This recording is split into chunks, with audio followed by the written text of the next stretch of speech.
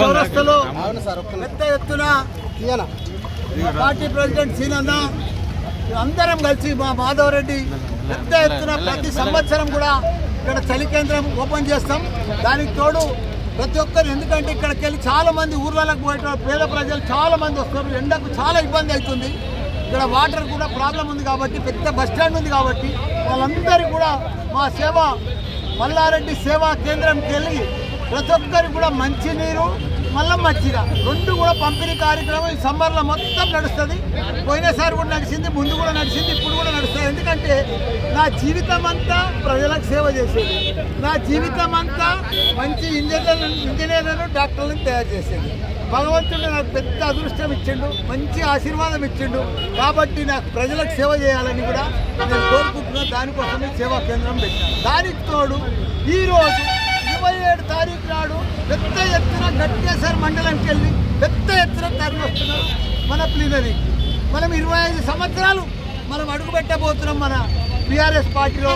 కాబట్టి మనం 10 ఏళ్ళు ఒక చరిత్ర సృష్టించిన మన కేసీఆర్ గారు సీఎం ఉన్నప్పుడు ప్రతి ఊరికి తాగునీరు, సాగునీరు, డంపింగ్ యార్డు, గ్రేవ్ యార్డు, పాఠశాలలు, గురుకుల పాఠశాలలు అసలు చెయ్యంది లేదు. దేశంలోనే ఒక ఆదర్శం కేసీఆర్. తెలంగాణ రాష్ట్రం అట్లా చేసిండు మన కేసీఆర్. అదే ఇప్పుడు చూస్తే కాంగ్రెస్ వచ్చింది, కరెంటు లేదు. కాంగ్రెస్ వచ్చింది, నీళ్లు లేవు. కాంగ్రెస్ వచ్చింది, పంటలకు నీళ్లు లేవు. కాంగ్రెస్ వచ్చింది, పంటలకు ఎరువులు లేవు. కాంగ్రెస్ వచ్చింది, పింఛన్లు సరిగా లేవు. కాంగ్రెస్ వచ్చింది, 6 గ్యారంటీలు లేవు. మాయ మాటలు చెప్పిర్రు, ప్రజలను నమ్మించిర్రు. సంతకాలు స్టాంప్ పేపర్ల మీద సంతకాలు పెట్టించుకుర్రు. మేము ఇస్తాం మా గ్యారంటీలు అని చెప్పిండ్రు. మోసం చేసి ఓటేసుకున్నారు, మాయ చేసిండ్రు. ప్రజలకంతా ఇప్పుడు అర్థమైపోయింది. ప్రజలు ఇక నమ్మదలుచుకోలే. ప్రపంచమంతా ఎదురు చూస్తుంది ఇప్పుడు.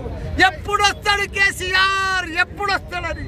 రేపు 27 తారీఖు ప్రోగ్రాంలా ప్రజలందరూ, తెలంగాణ కాదు యావత్ ప్రపంచం చూస్తుంది ఈ మీటింగ్ ఎట్లా జరుగుతుంది, ఈ మీటింగ్ ఎంత గొప్పగా అవుతుంది.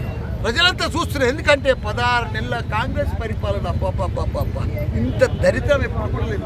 అసలు కరోనా టైంలో కూడా లేదు ఇంత నష్టం. ఒక రియల్ ఎస్టేట్ లేదు, ఓ ప్లాట్ అమ్ముత లేదు. ఒక పెళ్లిళ్ళకి ఏదైనా అమ్ముకొని పెళ్లి చేద్దామంటే కొనేటోడు దిక్కు లేడు తెలంగాణలో. అంత ఘోరం. కాబట్టి మళ్ళా వస్తాడు మన కేసీఆర్. 3 ఏళ్ళు ఓపిక పడితే తప్పకుండా మన కేసీఆర్ వస్తాడు, గ్యారంటీగా గెలుస్తాడు.